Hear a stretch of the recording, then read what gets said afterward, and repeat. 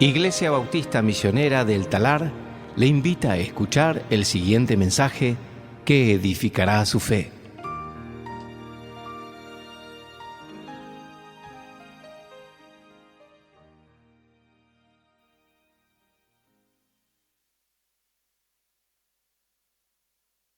Abrir nuestras Biblias al libro de Lucas, capítulo 8. Lucas capítulo 8. En esta mañana vamos a estar comenzando en versículo 40 y, si Dios lo permite, llegaremos hasta el final del capítulo. Si Dios lo permite, sí, esperemos. Va a ser largo, pero quiero tratar de meter estos dos principios que tenemos acá juntos en un pasaje. Lucas 8:40 es donde vamos a estar en la mañana. ¿Quién es este? ¿Quién es este? ¿Quién es Jesús? Esta fue la pregunta que hicieron los discípulos en Lucas capítulo 8, versículo 25. ¿Quién pues es este que aún a los vientos y al agua manda y lo obedecen? Esta es la pregunta en realidad que Lucas está respondiendo en sí en todo el libro, pero específicamente desde versículos 22 hasta versículos 56. Y luego en capítulo 9, versículo 20, los discípulos finalmente van a responder ¿quién es Jesús? ¿Quién es este? En versículos allí 23 y 24 nos muestra que Él es el que tiene poder absoluto sobre lo natural. Viene la tormenta, viene la tempestad, parece que se van a morir ahogados en el mar y Jesús habla y todo se detiene. Jesús habla y todo se calma. Él tiene poder absoluto con tan solo la voz de sus palabras. ¿Quién es este? Él es el Dios Altísimo, que tiene autoridad absoluta sobre la esfera demoníaca. Y el demonio mismo dice en versículo 28, ¿qué tienes tú que ver conmigo, Jesús, Hijo del Dios Altísimo? Y los demonios ruegan a Jesús. En versículo 28 al final, te ruego que no me atormentes. Versículo 31, y le rogaban que no les ordenara ir al abismo. Al final de versículo 32, y los demonios le rogaron que les permitiera entrar en los cerdos. Él tiene dominio, autoridad, poder sobre los demonios. Los demonios escuchan su voz y obedecen y ruegan al Todopoderoso. ¿Quién es Jesús? Jesús es el Señor. Jesús es el Mesías. Jesús es Dios, Dios mismo, el Dios Altísimo, el Todopoderoso que gobierna sobre todas las cosas con su poder absoluto. Y en este pasaje que nos toca hoy, vemos que Él exhibe su poder y su autoridad absoluta con compasión amorosa. Compasión amorosa. Aquí tenemos dos historias en nuestro pasaje.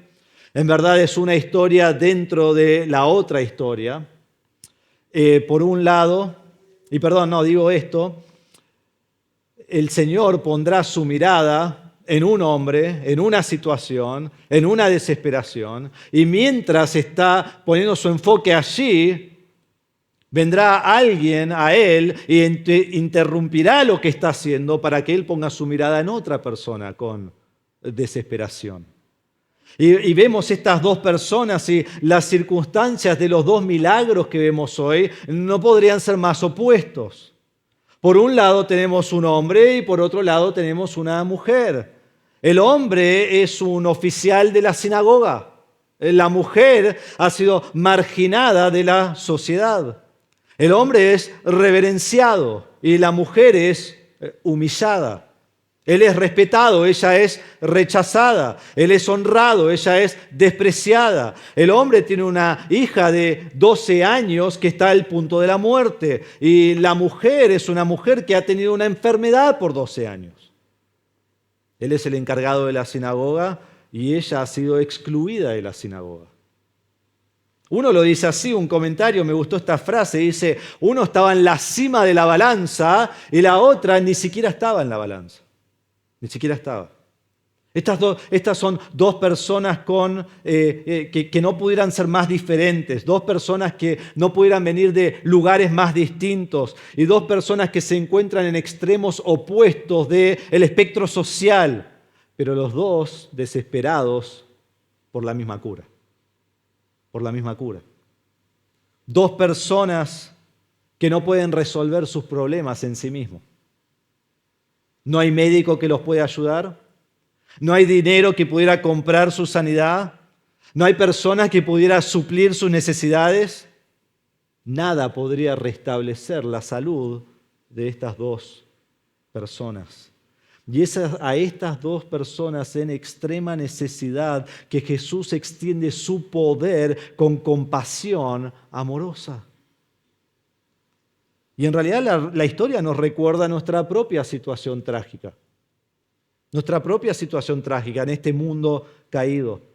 Porque nosotros también tenemos situaciones desesperantes. Nosotros también tenemos necesidades físicas, necesidades espirituales. Nosotros también tenemos problemas que no podemos resolver y no sabemos cómo resolver. Y luchamos con pecados, y luchamos con enfermedades, y vemos cómo aún se aproxima la muerte misma a medida que somos más grandes, o algo que puede pasar en cualquier momento. Entonces, ¿a quién acudís cuando has intentado todo y nada parece que te ayuda? ¿A quién acudís? Y lo que vemos es que a veces Dios usa nuestra desesperación para acercarnos a Cristo. Usa nuestra desesperación para acercarnos a Cristo. Y lo que vamos a descubrir en ese momento, como descubren estas dos personas, es que cuando venís a Cristo en tu desesperación, Cristo, el Todopoderoso, está con los brazos abiertos, listo para extenderte su misericordia. Qué hermoso. Entonces el poder de Cristo se exhibe con compasión hacia aquellos que en desesperación confían en Él. El título que puse a este mensaje en esta mañana es Dos historias de 12 años, un Señor poderoso y compasivo, una sola fe. Dos historias de 12 años, un Señor poderoso y compasivo, una sola fe. Entonces vemos en primer lugar la escena devastadora. Comúnmente leemos todo el pasaje al principio, pero creo que este pasaje, algunos lo conocen bien, pero el que no lo conoce va a ser más lindo estudiarlo a medida que lo vemos, ¿sí? Entonces vamos a ir leyendo y estudiando el texto. Entonces comenzamos con esta escena devastadora y dice así en Lucas 8:40, cuando Jesús volvió, la multitud lo recibió con gozo porque todos lo habían estado esperando. Cuando Jesús volvió es donde comienza este versículo. Lucas introduce esta sección a lo que ya hemos visto con una comparación, porque vemos que Jesús ya se ha ido. Jesús ha ido al mar de Galilea, ha ido al otro lado del mar. Recuerdan, hace varios meses atrás lo vimos. Y fue a la tierra de los Gadarenos.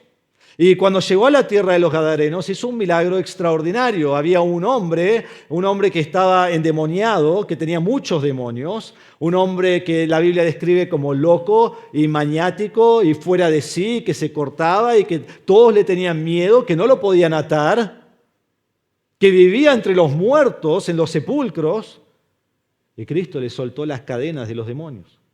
Pero no solo eso, hizo algo mucho más grande. Cristo le soltó las cadenas del pecado, Cristo lo salvó, Cristo le dio la vida eterna. Y le dijo el Señor Jesucristo en versículo 39, ve y cuenta cuán grandes cosas Dios ha hecho por ti. Y es exactamente lo que Él hace. Esa fue la respuesta de ese hombre. Pero ¿cuál fue la respuesta del pueblo de los Gadarenos? Bueno, en versículo 37 nos dice que toda la gente de la región alrededor de los Gadarenos le pidió a Jesús que se alejara. Le pidieron que se vaya. Lo rechazaron, lo echaron. Dijeron, andate y no vuelvas más. Acá no te queremos. Entonces Cristo sube a la barca y Cristo regresa a Capernaum. Acá nos dice que volvió. En el pasaje paralelo de Mateo 9:1 dice que subió a la barca y volvió a su ciudad, la cual Mateo ya ha dicho que es Capernaum. Entonces él llega a la ciudad de Capernaum nuevamente y dice, la multitud lo recibió con gozo. Como siempre, así está la multitud esperándolo. Y toda la multitud allí en Capernaum. ¿Y por qué hay una multitud? Porque, bueno, en Capernaum Jesús hace toda clase de milagros. En Capernaum los ciegos ven. En Capernaum los cojos andan. En Capernaum los sordos oyen. Los endemoniados son librados. Toda persona con enfermedad es sanada. Y no una vez, sino continuamente. Recuerdan en Lucas capítulo 4, versículo 40, dice que al ponerse el sol, todos los que tenían enfermos de diversas enfermedades se los llevaban a él y poniendo las manos sobre cada uno de ellos los sanaba. ¿A quién sanaba? A cada uno. En capítulo 6, versículo 18, dice que venían a Jesús para oírle y para ser sanados de enfermedades y librados de sus demonios. Y Jesús sanaba a todos y aún los que tocaban a Jesús eran sanados. Increíble. Entonces, obviamente, va a tener una gran multitud a su alrededor. Y en Marcos 5, en el otro pasaje paralelo a este, dice, cuando Jesús pasó otra vez en la barca al otro lado, se reunió una gran multitud alrededor de él. Así que él se quedó junto al mar. Está toda esta multitud a su alrededor. Y aquí en nuestro pasaje de hoy, en Lucas, nos dice en versículo 40, que la multitud lo recibió con gozo.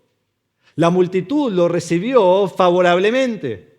Entonces tenemos esta comparación entre los gadarenos que lo rechazan y esta gente de aquí de Capernaum que lo recibe con toda solicitud. Y nos dice que todos, dice porque todos los habían estado esperando. Todo el pueblo está esperando a que regrese Jesús. Porque todo el pueblo tiene problemas. Y todo el pueblo quiere sus problemas resueltos. Y lo están esperando. Y estas palabras habían estado, tiene la idea de continuidad. Estaban continuamente mirando, continuamente esperando, continuamente preguntando, ¿cuándo va a venir Jesús? Y esta palabra esperando tiene la idea de expectativa.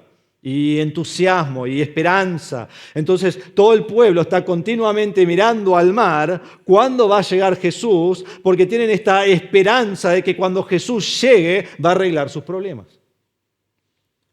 Entonces Jesús llega a Capernaum e inmediatamente se encuentra con una gran multitud. Ni siquiera baja de la barca y ya están todos ahí. Y cuando baja, dice Marcos que se queda junto al mar. No tiene a dónde ir. No tiene cómo moverse. La multitud está encima de él. Pero lo hermoso es que Jesús vuelve y está listo y dispuesto para mostrar su poder en compasión a toda la multitud. Increíble. Entonces en versículo 41 tenemos la llegada de Jairo. Dice así, entonces llegó un hombre llamado Jairo, que era un oficial de la sinagoga, cayendo a los pies de Jesús, le rogaba que entrara a su casa. En otras traducciones tampoco traduce aquí las primeras palabras que nos gustaría que tenga, pero en el griego, en el original en el cual se escribió la Biblia, dice el versículo 41, y he aquí, la cual si tenés la Biblia de las Américas lo va a decir, pero si tenés la nueva Biblia de las Américas como usamos acá, o la Reina Valera, no lo va a decir, pero las palabras aquí son he aquí. Y el autor usa esta palabra para mostrar algo sorprendente. Algo inesperado, algo fuera de lo usual. Miren esto, he aquí aparece Jairo. Y Jairo es el oficial de la sinagoga. Y el oficial de la sinagoga va a caer de rodillas ante el Mesías. Ahora, ¿quién es este oficial de la sinagoga? Bueno, era un líder respetado. El oficial de la sinagoga conocía bien las Escrituras. Estaba dedicado al judaísmo. Era el oficial que era responsable por todas las actividades de la sinagoga. Y cuando miramos en la sinagoga era el centro de vida religiosa de toda la ciudad. Y es más, cuando vas a Capernaum, está toda la ciudad acá y la sinagoga acá y es casi el mismo tamaño que el resto de la ciudad. Es enorme. Y la sinagoga estaba directamente conectada al judaísmo, del cual los líderes que enseñaban eran los fariseos y los escribas, personas que aborrecían a Jesús, odiaban a Jesús. Y ya hemos visto en Lucas 6:11 creo que era, que ellos querían matar a Jesús. Entonces, muy sorprendente que el oficial de la sinagoga diga, voy a ir y caer delante de los pies de Cristo. con ruego. Y es exactamente lo que dice el texto. Cayendo a los pies de Jesús, le rogaba que entrara a su casa. Marcos 5:23 dice que le rogaba con insistencia. Jairo no se presenta con arrogancia. Jairo no se presenta ahí como alto y diciendo, Jesús, si querés entrar. No, cae ante los pies de Jesús y ruega con insistencia, suplicando, implora, por favor, Señor, entra a mi casa. Por favor. Las circunstancias lo han llevado a sus rodillas. Es un hombre angustiado, es un hombre quebrantado, es un hombre en desesperación absoluta. Y nos preguntamos, ¿por qué está tan desesperado? ¿Qué podría llevar a un hombre de tanto estatus a sus rodillas ante los pies de Jesús? Versículo 42. Porque tenía una hija única, como de 12 años, que estaba al borde de la muerte. Su hija está por morir. Su hija está por morir. Y es la única hija que tiene. Su hija única. Ella tiene 12 años, ella es una niña, pero tenemos que pensar en el primer siglo, tiempo judío, a los 13 años ya era edad de casarse. Entonces es una niña, pero ya está entrando en ese tiempo que ella podría casarse, se aproxima a esa etapa. Y el texto nos dice que está al borde de la muerte. Literalmente, dice en el griego, se estaba muriendo. Y con cada segundo que pasaba, más cerca estaba a su fin. Se estaba por morir. No había tiempo que perder. Jairo tiene que ir, tiene que rogar y después tiene que abrir el camino entre la multitud, llevar a Jesús a la casa y que Jesús la sane antes que ella muera. El tiempo se está acabando. Y esto lleva a Jairo a sus rodillas en esta situación desesperante. Y hermanos, la realidad es que esto llevaría a cualquier padre ante sus rodillas, ante las rodillas de Cristo, ante los pies de Cristo. Tener un hijo al punto de la muerte es una situación desesperante. Haríamos lo que sea por nuestro hijo. Iríamos a donde sea por nuestra hija, para que nuestra hija sobreviviera. No hay límite de lo que un padre haría por su hija para que ella viva. Y Jairo ha intentado todo y ahora viene ante el Señor. Y sin duda Jairo ha visto el poder de Cristo. Sin duda Jairo estaba en la sinagoga en Lucas capítulo 4, 31 al 37, cuando Jesús expulsa el demonio de un hombre. Y Jairo vio los milagros en Capernaum. Y Jairo escuchó acerca de todo lo que el Señor hizo. Jairo vio todas las sanidades de Cristo. Jairo vio el poder y la autoridad de Cristo. Y entonces él también con mucha expectativa está esperando a Cristo. Y cuando viene, él hace como que abre camino de todos. Y él se pone ante el Señor y dice, por favor, por favor. Y él está seguro de que Jesús puede sanar a su hija. Y nos dice en Marcos 5:23, y le rogaba con insistencia, mi hijita está al borde de la muerte, te ruego que vengas y pongas las manos sobre ella para que sane y viva. Entonces Jesús fue con él. Pero versículo 42 al final nos dice, pero mientras él iba, hablando de Jesús, la muchedumbre lo apretaba. Recuerden, Jesús está junto al mar. Ha bajado de la barca y se estancó ahí porque hay tanta gente a su alrededor. Y Jesús determina ir a la casa de Jairo y determina sanar a la hija de Jairo, pero la gente lo apretaba. Y es una palabra muy interesante porque se usa solo 2 veces en todo el libro de Lucas. Aquí en 8:42 y si vuelven una página en 8:14. Recuerdan que hablamos de la parábola de los suelos, y habían 4 suelos, y este tercer suelo cae sobre esta tierra, la cual después la semilla es ahogada por las preocupaciones y por las riquezas y los placeres de la vida. Y esta palabra ahogada es la misma palabra que se usa acá.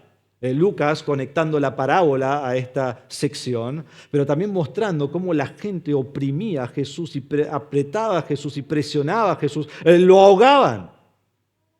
No tiene a dónde ir. Entonces él comienza a dirigirse a la casa de Jairo y todos lo están apretando. Y me imagino a Jairo, ¿no? Tratando de abrir camino, moviendo a todos porque su hija está por morir. ¿Y qué esperamos a continuación? No lo miren, ¿qué esperás vos? La sanidad, ¿no? La sanidad de la hija de Jairo. Pero no es lo que sucede, es muy interesante lo que sucede. Y pasamos de la escena devastadora a la sanidad interrumpida. La sanidad interrumpida. Y se nos presenta una mujer. Dice, y una mujer en versículo 43 que había tenido un flujo de sangre por 12 años y que había gastado en médicos todo cuanto tenía sin que nadie pudiera curarla, se acercó a Jesús. Se acercó a Jesús. Una mujer desesperada.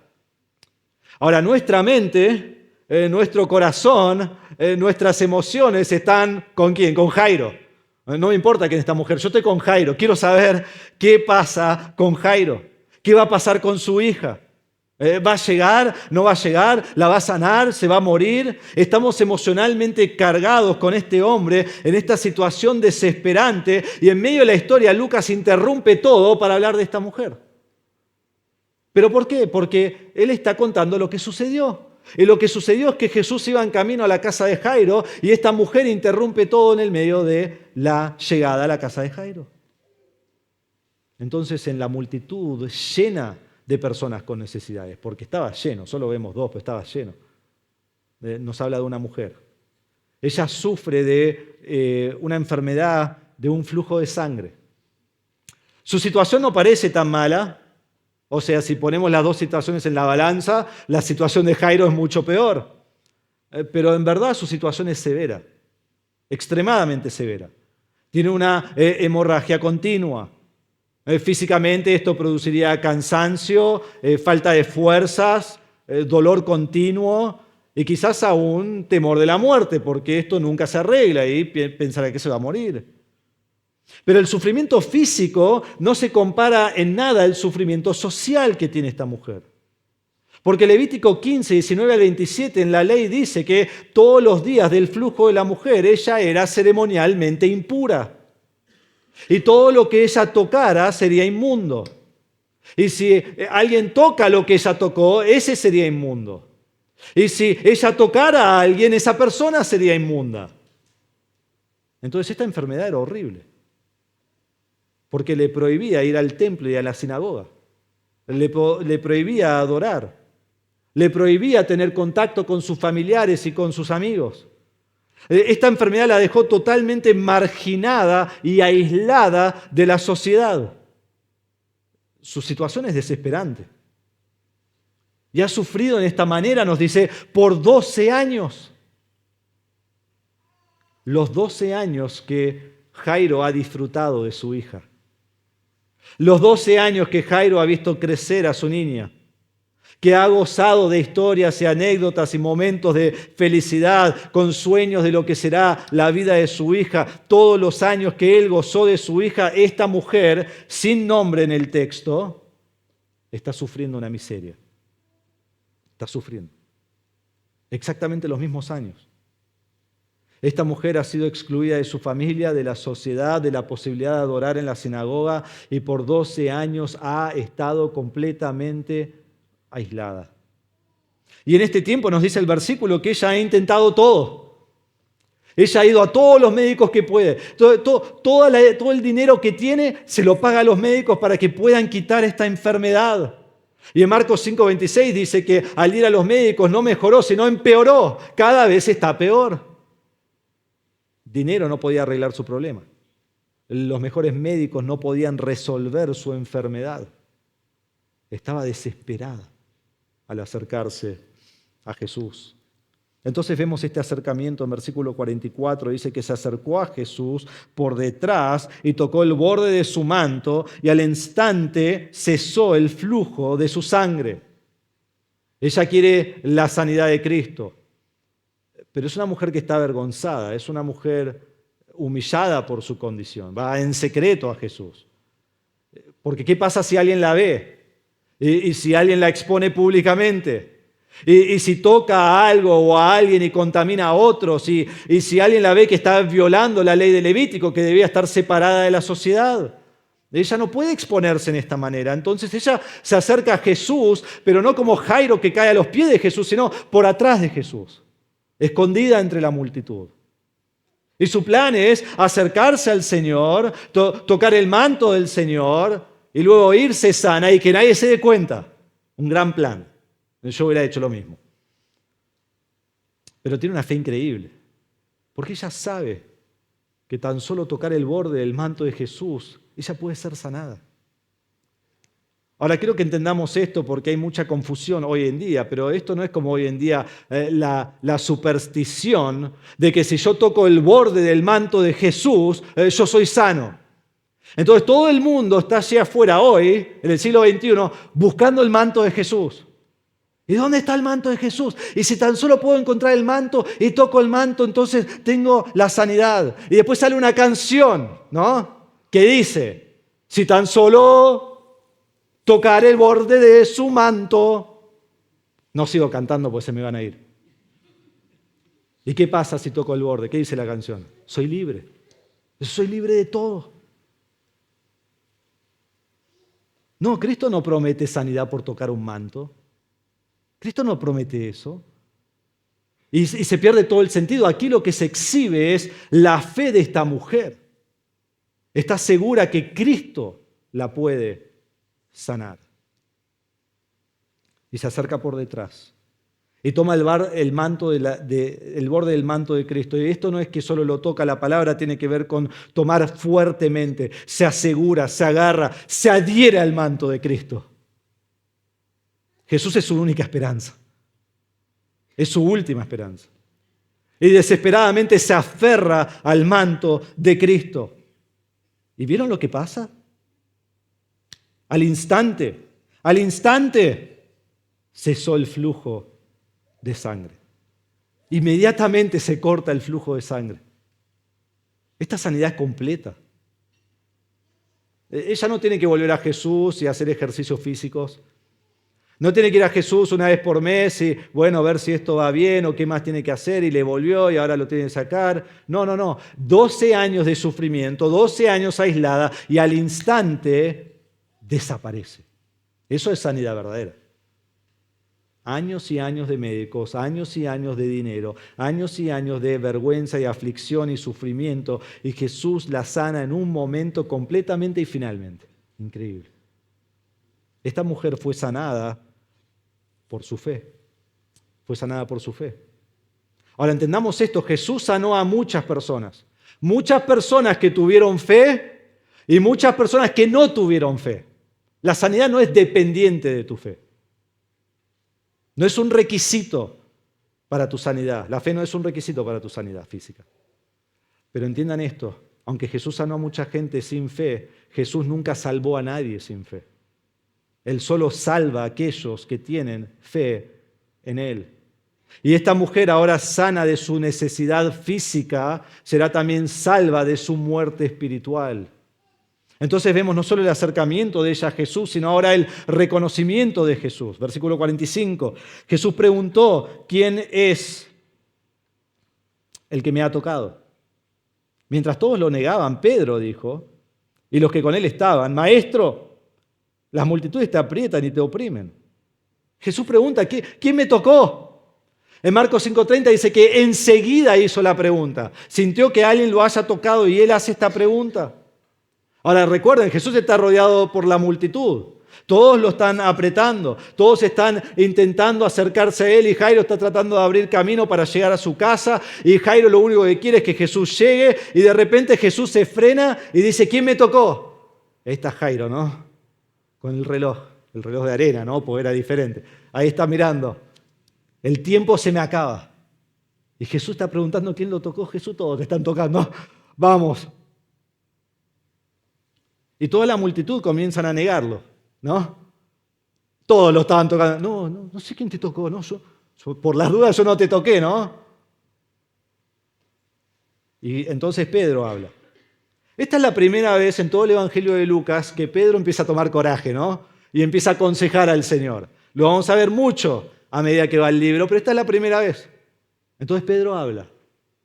Y le dice al Señor, ¿me estás cargando, Señor? ¿No? En argentino le diría eso. Estamos rodeados de personas, Jesús. Todos te están tocando. Todos. Todos te están apretando. Todos te oprimen. No es uno, todos, no sé de qué estás hablando. Y todos comienzan a decir lo mismo con Pedro. Todos te están tocando. Pero Jesús dice, no, alguien me tocó.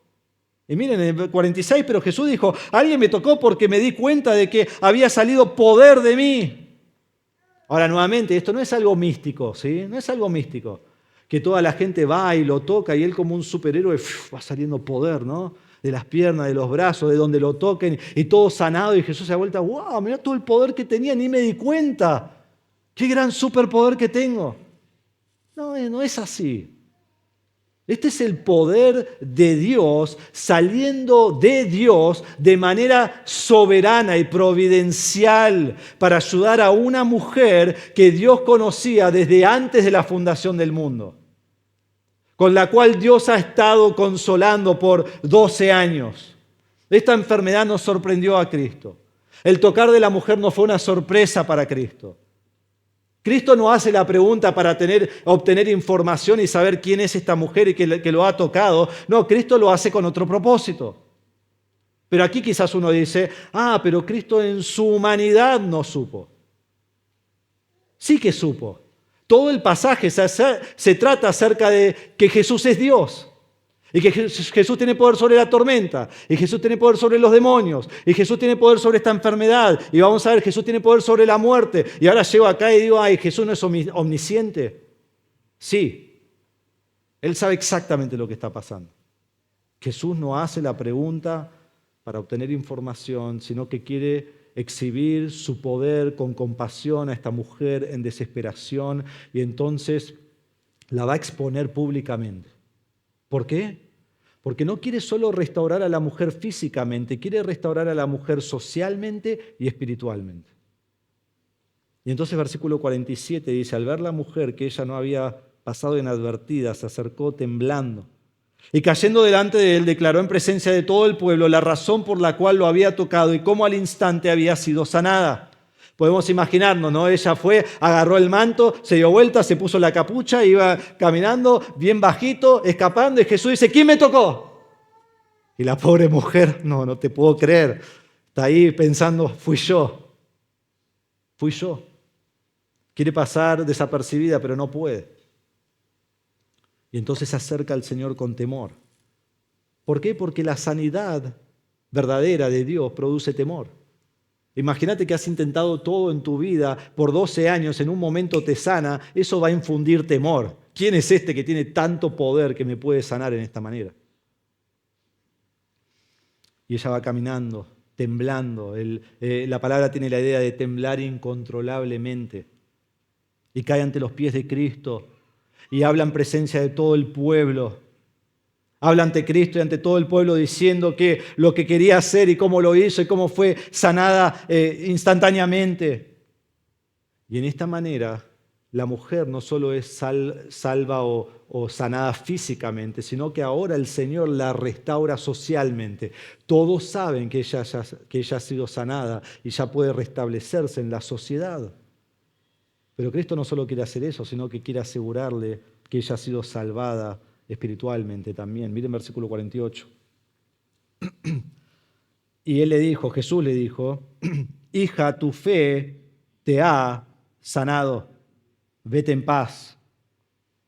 ¿Quién tiene la Reina Valera aquí?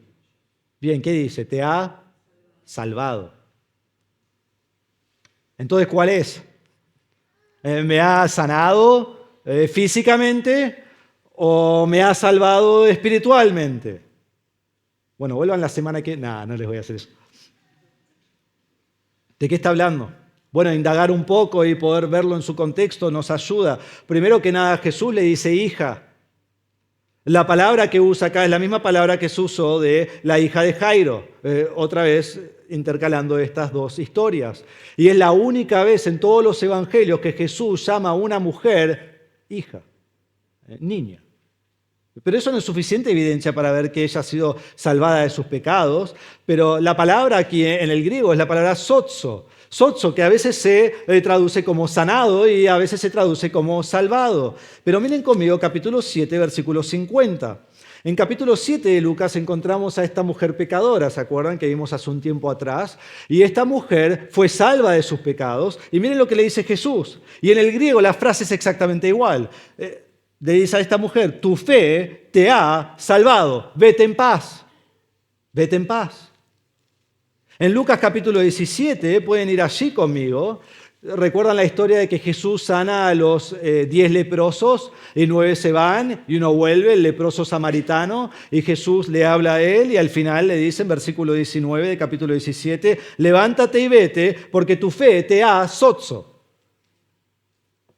salvado. El leproso fue salvo de su pecado. La mujer fue salva de su pecado. La frase aquí es igual. Esta mujer es salva de su pecado. Jesús la sanó físicamente, Jesús la restauró socialmente y Jesús le dio la vida eterna. Y entonces le dice estas palabras, vete en paz. El gozo que sintió esta mujer no lo podemos expresar. Llegó con una enfermedad y se fue sana. Llegó siendo rechazada de la sociedad y se fue restablecida socialmente. Llegó muerta en pecados y se fue con la vida eterna. Eso es irse en paz. Eso es irse en paz. Y este es el gran poder de nuestro Señor Jesucristo exhibido con compasión a una mujer en desesperación. Un autor lo dice así, fue restaurada física, social y espiritualmente por medio de la gracia y el poder personal de nuestro Señor Jesucristo. Entonces, hermanos, no importa quién sos.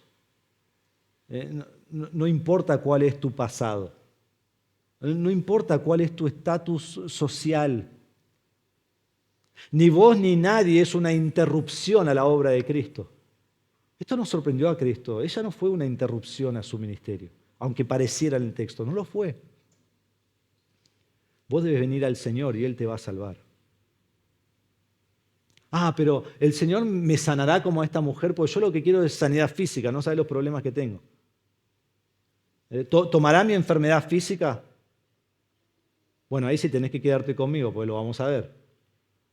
Mientras tanto, ¿qué pasó con Jairo? Esto sin duda tomó su tiempo y cada segundo son como horas en la mente de Jairo. ¿Qué pasaría con él? ¿Cristo también mostraría compasión hacia él? Bueno, vamos a ver en tercer y último lugar la resurrección imposible. La resurrección imposible. Versículo 49, mientras Jesús estaba todavía hablando, vino alguien de la casa de Jairo, oficial de la sinagoga, diciendo, tu hija ha muerto, no molestes más al maestro. Mientras Jesús hablaba todavía, mientras Jesús estaba terminando este tiempo de estar con esta mujer, la noticia llegó, la hija de Jairo había muerto. Fueron las noticias más devastadoras que Jairo y cualquier padre podría escuchar. El tiempo se había terminado. Y Jesús se enfocó tanto en esta mujer que la hija de Jairo murió. ¿No podría haber Jesús esperado? Dicho, ahora vuelvo, pero tengo algo más importante. Esta mujer, esta niña está en una situación tan desesperante que está a punto de morir. Y quizás Jairo se preguntó esto, no sé. Pero su corazón habrá desfallecido al escuchar las noticias que nunca quería escuchar. Y el hombre que vino le dice, no molestes más al maestro. No lo preocupes más con este tema, ya no se puede hacer más nada. Para ellos este era el fin del asunto, la muerte. Pero para Cristo el que tiene el poder de detener la tormenta, el que tiene el poder sobre los demonios y toda la esfera demoníaca, el que puede con tan solo el toque de su manto detener una enfermedad desesperante de 12 años. ¿Quién es este Jesús? ¿No es el Todopoderoso con toda autoridad, exhibiendo su poder con compasión? ¿No puede Cristo también resucitar al muerto? Sí. Y es exactamente lo que hará.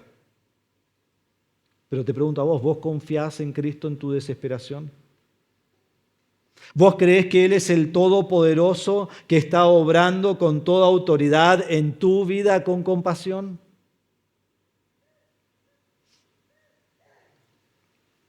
Lo es. Y lo hace. Pero esa no es la pregunta. La pregunta es, ¿vos lo crees? Entonces Jesús escucha las mismas noticias que Jairo, dice el versículo 50, porque Jesús tiene compasión de Jairo. Dice, pero cuando Jesús lo oyó le respondió, no temas, no temas. Cree solamente y ella será sanada. Para Jesús que la niña esté viva o muerta es lo mismo. Cuando vos tenés todo poder y toda autoridad, ¿qué importa? Y le dice a Jairo, no temas. Cree solamente y será sanada. Ahora, la fe de Jairo no fue la condición de la sanidad. Jesús la iba a resucitar de todas maneras. Jesús ya había determinado lo que él iba a hacer. Aún antes de que bajó de la barca, ya sabía todo lo que iba a pasar y todo lo que él iba a hacer. Pero simplemente le anima a Jairo porque Jairo, al escuchar estas noticias, temor infunde su alma.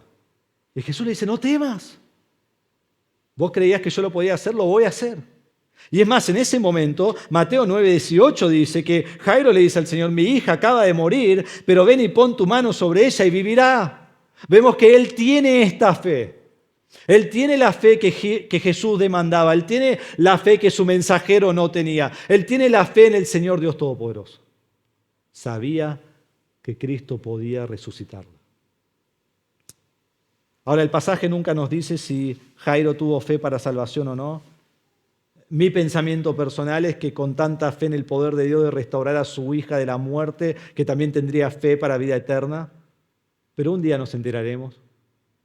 Un día en el cielo veremos si está o no. Entonces ellos van al velorio. Versículo 51, al llegar Jesús a la casa, no permitió que nadie entrara con él mismo, solo Pedro, Juan y Jacobo y el padre y la madre de la muchacha. Jesús va a la casa allí, no permite que nadie entre. Es más, en Mateo 9:24 nos dice que dentro de la casa comienza a sacar gente, los saca. Y él permite solo que entre el padre y la madre y después 3 de sus discípulos. Hasta ahora Jesús ha ministrado a sus 12 discípulos. Recuerdan que él tenía miles de discípulos, escogió a sus 12 y esta es la primera vez en el libro de Lucas que vemos que de los 12 él escoge a sus 3 más íntimos, Pedro, Jacobo y Juan. Y a lo largo del resto del Evangelio vamos a ver que Pedro, Jacobo y Juan tienen acceso a cosas que hace Dios que nadie más tiene acceso y ven cosas que nadie más ve y cosas que no pueden contar hasta que Jesús muere y resucita. Entonces los lleva dentro de la casa. Y al entrar, en versículo 52 dice, todos la lloraban y se lamentaban. Al llegar a la casa hay tremendo alboroto, como dirían los jóvenes de hoy, hay alto alboroto. El velorio judío no era como los nuestros. Cuando nosotros entramos a un velorio, entras en silencio. Mayormente llorás en silencio, susurrás. El velorio judío no era así, el velorio judío era ruidoso, alborotador. Y aquí ya había pasado suficiente tiempo entre la llegada de Jesús y la muerte que ya había ocurrido para que toda la gente ya esté ahí lista para el velorio. Y había familia, habían amigos, había gente contratada y ellos gritaban y ellos lloraban y se lamentaban en voz alta y algunos tocaban las flautas y Mateo 9:23 nos dice que Jesús entró y vio a los que estaban tocando las flautas y después el 23 dice y al gentío en ruidoso desorden. O sea, llega y hay un ruido gigante. ¿Por qué? Porque la niña había muerto. Y versículo 52 al final dice, pero él dijo, no lloren, porque no ha muerto, sino que duerme. No lloren, ¿por qué están llorando? Ella no durmió, muere. ¿Pero había muerto o no? Sí, 53 dice, se burlaban de él sabiendo que ella había muerto. Ellos saben cuando alguien está muerto o no. Y 54 nos dice que, o 55, cuando él la levanta nuevamente, dice que el espíritu volvió a ella. Ella estaba muerta. Entonces la pregunta es, ¿por qué Jesús dice que está durmiendo? ¿A qué se refiere cuando dice que está durmiendo? Ahora quédense conmigo, no duerman, ¿sí? Quédense conmigo. Dormir era la forma en que Cristo hablaba de la muerte. ¿Recuerdan en Juan 11:11? Jesús le dice a los discípulos, vamos a visitar a Lázaro que está a punto de dormir. Que dice, nuestro amigo Lázaro se ha dormido. Y los discípulos dicen, Jesús, si está dormido, se va a despertar, no te preocupes. Pero Juan dice que Jesús hablaba de su muerte. de su muerte. Cuando llega, Lázaro había muerto hace 4 días. Entonces Jesús usa la palabra dormir, la frase dormir, como una metáfora de la muerte. Esto es muy importante porque en realidad lo que Jesús está haciendo está redefiniendo lo que es la muerte para nosotros. Porque para el hombre la muerte es el fin, es lo último.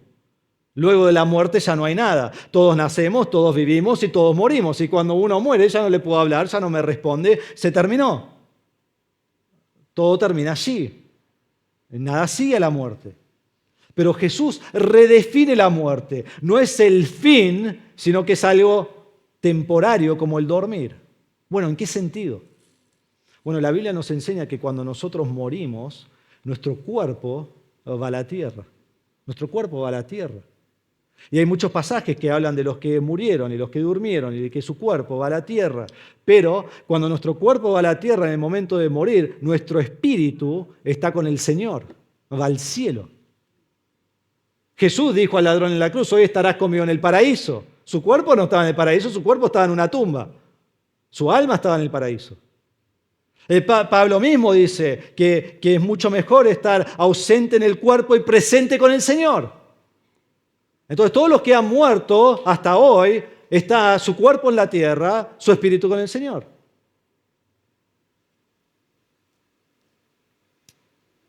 Entonces, en el momento de morir, el cuerpo y el alma son separados.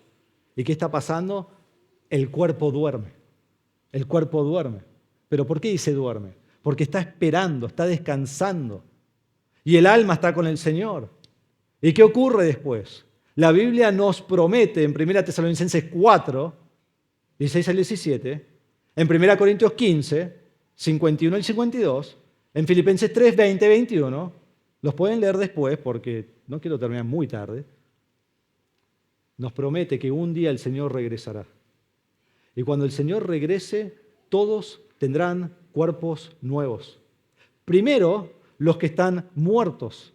Y dice que el Señor resucitará su cuerpo, se unirá con el alma y Él le dará un cuerpo nuevo, incorruptible, para estar en el cielo para siempre con el Señor. Y después los que están vivos, porque si el Señor viene antes que muramos, transforma a aquellos en su cuerpo. No es que decir, tengo que morir si no me quedo con este cuerpo. No, te va a dar un cuerpo perfecto. Entonces el dormir es una metáfora de lo que sucede con el cuerpo aguardando la glorificación final. Pero ellos se burlan de Jesús en versículo 53 y se burlaban de él sabiendo que ella había muerto. Pensaron que Jesús hablaba de dormir literal, pero ellos sabían que la niña había muerto. Entonces Jesús la va a resucitar, dice el versículo 54. Pero él, tomándola de la mano, clamó diciendo, niña, levántate. Entonces le volvió a ella su espíritu y se levantó al instante y Jesús mandó que le dieran de comer. Jesús entra a la casa, Jesús va donde está la niña, Jesús se sienta con la niña, Jesús toma de la mano a la niña y otra vez acá se ve la compasión y el amor y la misericordia de Cristo. Primero tocando a un muerto, pero segundo entrando y haciéndolo allí presencialmente. ¿Recuerdan que con el centurión gentil en capítulo 7, él le dijo, habla de lejos y sanalo? Y él habló de lejos y lo sanó. Pero en este caso va, se pone al lado de la niña, la toma de la mano y la resucita. Entonces pongámoslo en perspectiva. Jesús es el Dios todopoderoso, creador de cielo y tierra, y Él está sentado al lado de la cama de esta niña y así le da la vida. Ese es nuestro Señor, que cuida de nosotros. Y le da esta orden y le dice, niña, levántate. Y miren lo que dice el texto. Entonces le volvió a ella el espíritu y se levantó, ¿qué? Al instante. En el momento. Así como fue la sanidad de la mujer que tenía la pérdida del flujo por 12 años, acá tenemos una niña muerta y los dos al instante hacen lo que Dios les dice que hagan, porque Dios tiene toda la autoridad. Y no lo hace en el nombre de nadie más, porque Él es Dios. Lo hace en sí mismo. El espíritu de la niña volvió en ese momento y se levantó. Cristo habló a un cuerpo muerto, un cuerpo vacío, y le devuelve su espíritu. O sea, no hay poder más grande que ese. Porque Cristo tiene poder aún sobre la muerte. Y quizás nuestra mente se desvía y dice, bueno, ¿qué pasó con esa niña? ¿Dónde fue su espíritu? ¿Qué tuvo? ¿Cuál fue su experiencia? No importa. Debemos enfocarnos en lo que la Biblia sí nos dice, en lo que el autor quiere que entendamos.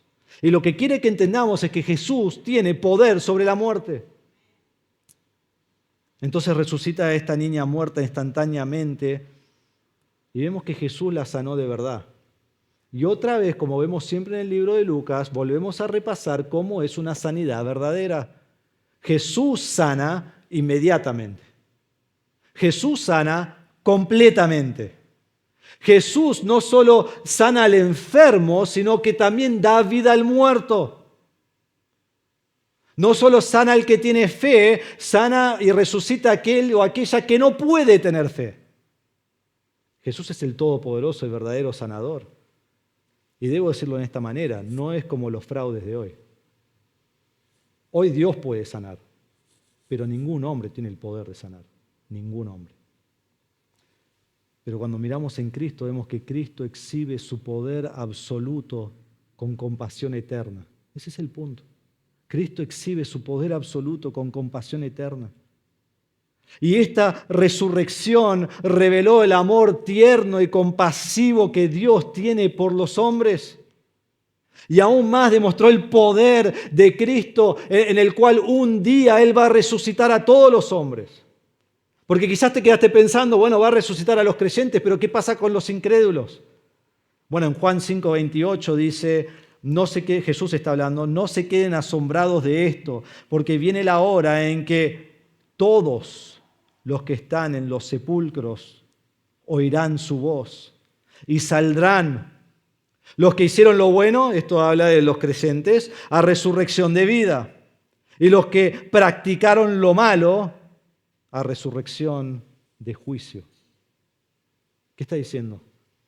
El cuerpo de cada creyente que hoy duerme y su alma está en el cielo con el Señor, un día será reunido nuevamente alma y cuerpo, será dado un cuerpo incorruptible para vivir para siempre con el Señor. Increíble. Pero esa realidad trae otra realidad. El cuerpo de aquel que no creyó en Cristo como su Salvador en esta vida, ahora también su cuerpo descansa y un día el alma será unida con el cuerpo nuevamente, pero ellos irán al juicio eterno, del cual habla Apocalipsis 20, 11 al 15, en el cual estarán ante el gran trono blanco y serán juzgados para siempre y echados al lago de fuego eterno. Porque una vez que morimos no hay segunda oportunidad.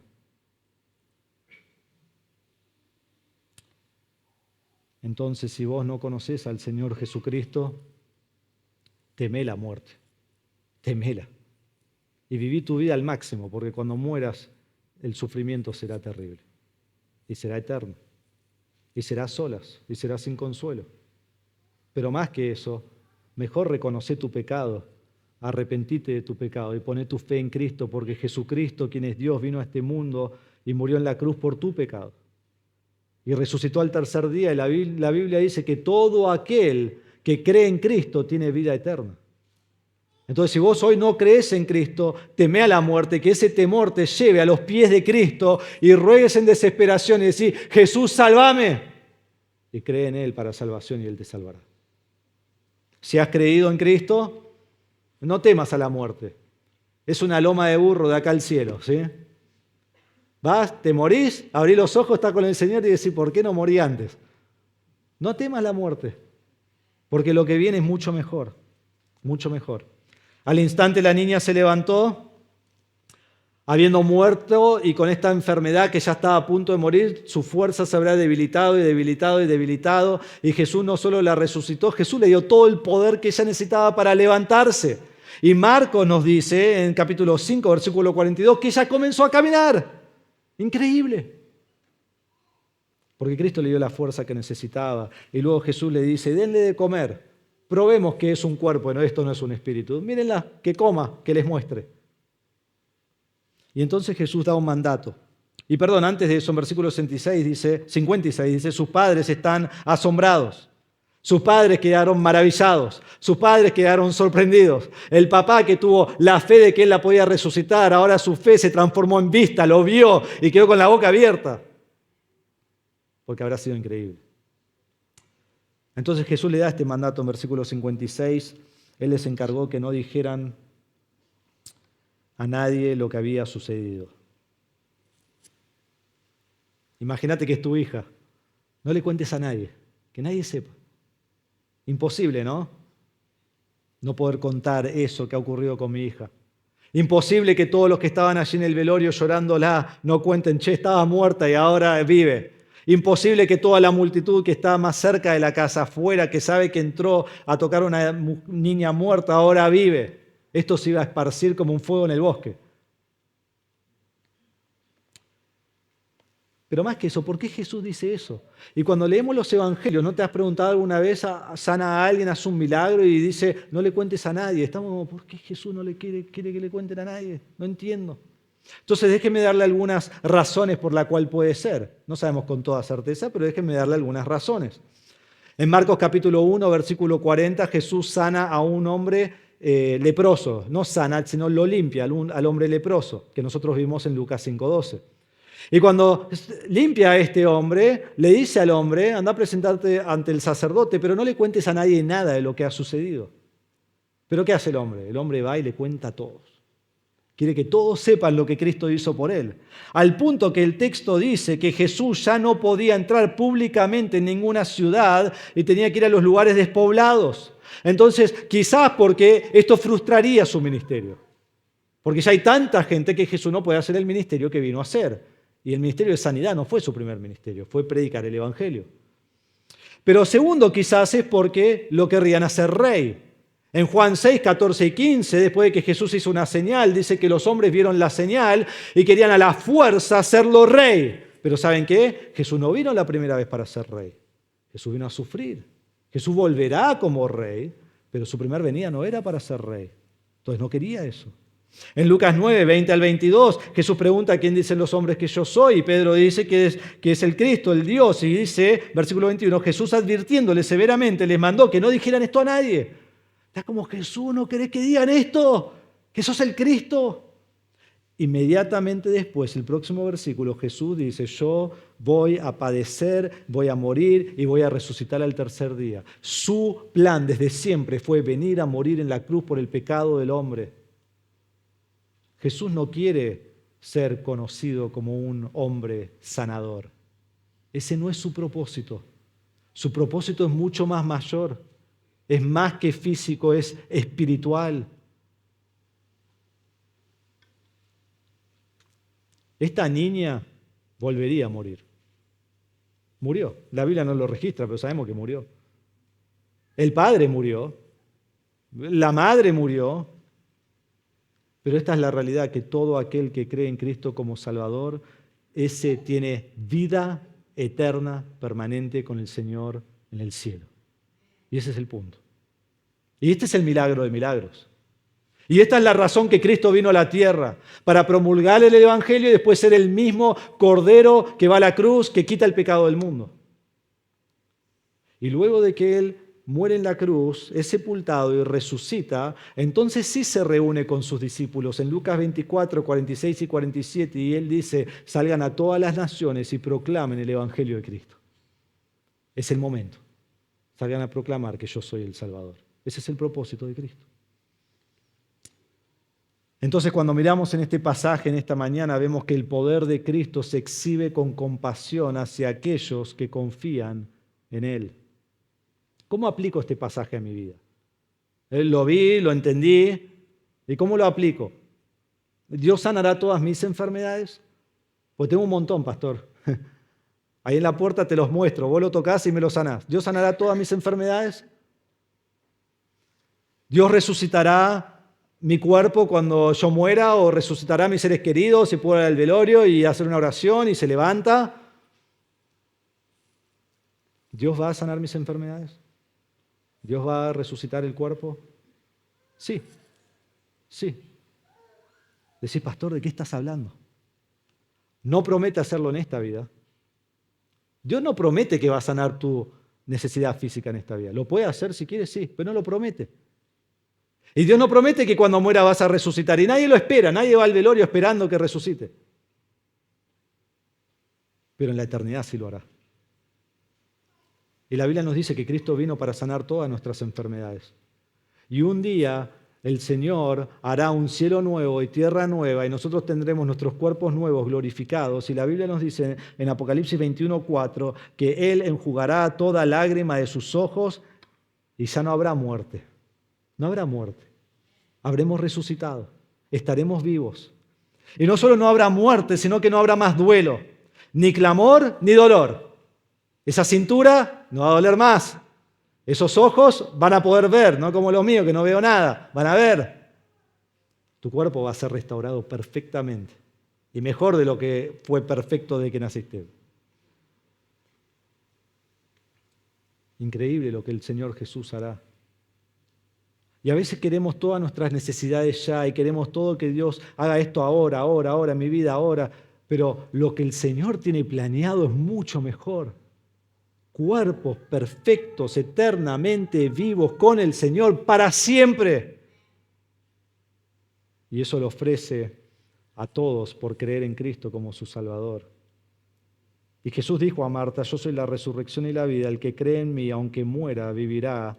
Y todo el que vive y cree en mí, no morirá jamás. Entonces, aunque tengas dolor en esta vida, aunque padezcas de sufrimientos extremos, hay esperanza porque nuestro Señor Jesús, Todopoderoso, un día me sanará completamente. Y un día me levantará para estar con Él para siempre en el cielo. Esta es nuestra esperanza. Nuestra esperanza está en el misericordioso y todopoderoso Señor Jesucristo. Y es más que algo físico, es más que algo natural, es eterno y perdurable por los siglos de los siglos. Y allí viviremos con Él para siempre. Hermanos, el que tiene el poder de sanar al enfermo y dar vida al muerto, tiene el poder de darnos la vida eterna y establecernos con Él para siempre. ¿Lo crees? Este es nuestro Dios misericordioso y todopoderoso, el Señor Jesucristo. Entonces por eso debo tener fe en Cristo en medio de mi sufrimiento. Porque Él tiene cuidado de mí. Él tiene misericordia de mí. Él tiene compasión de mí. Y es en el sufrimiento que más debo confiar en el Señor, mi Salvador. Es allí que Él me consuela y Él me cubre de su compasión y su misericordia. Sea que me sane de mi enfermedad o no, Él está cuidando de mí. Entonces en mi desesperación debo caer con ruego ante los pies de Cristo. Si vos no has creído en Cristo como tu Salvador, tu fin es la muerte eterna. Arrepentite hoy, poné tu fe en Cristo que murió en la cruz por tu pecado. Resucitó en victoria sobre el pecado. Y la Biblia dice que todo aquel que cree en Él, que le confiesa como Señor y Salvador, tiene vida eterna. Y si has creído en Cristo como Salvador, ¿vos crees que Él es poderoso y compasivo? Que Él es todopoderoso y mientras es todopoderoso de todo el universo, Él con compasión cuida de tu vida. De tu vida. Entonces confía en Cristo porque su poder se exhibe con compasión hacia aquellos en desesperación. Vamos a orar.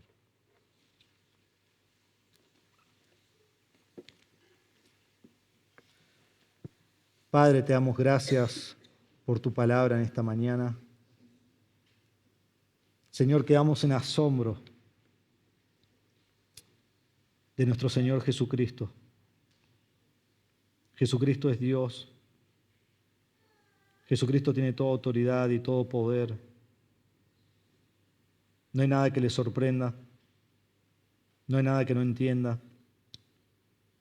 No hay nada que lo interrumpa. Y todos deben venir a Él. No importa si es el empresario más grande y más poderoso, con más dinero, necesita de Cristo. No importa si es la persona más pobre que vive en la calle, que no tiene nada, necesita a Cristo. Y a los dos por igual que vienen a Cristo, Jesús con compasión los recibe. Entonces te ruego, Padre, en esta mañana que si hay alguien aquí que no te conoce como su Salvador, que está ansioso por su corazón, que está ansioso de la muerte, que no pueda dormir de noche, que sus pensamientos no escapen de lo que le va a pasar si muere sin Cristo y va a ir a la condenación eterna. Y Padre, quebranta su corazón y demuéstrale que es pecador, que reconozca su pecado, que se arrepienta, que pida perdón de su pecado, que aborrezca su pecado y que ponga su fe en Cristo, el único que puede darle la salvación. Y Jesús de manera misericordiosa la otorgará. Y Padre, nosotros que hemos creído en Cristo, damos gracias por el gran Salvador que tenemos. Jesucristo no es tan solo un sanador de algo físico, es mucho más, es el Salvador de nuestras almas. Y damos gracias que aunque en este mundo haya sufrimiento, y va a haber, y aunque en nuestros cuerpos haya sufrimiento, y aunque veamos a seres queridos que amamos con todo el corazón que pasan de esta vida, y es tan triste y tan doloroso y tan difícil, tenemos una esperanza segura. Un día ya no habrá más dolor. Un día ya no habrá más llanto. Un día ya no habrá más muerte. Y viviremos para siempre con el Señor. Qué glorioso que será. Entonces vivimos nuestra vida hoy con la esperanza de la vida eterna. Te damos gracias, Padre, por estas verdades en esta mañana. En el nombre de Jesús. Amén.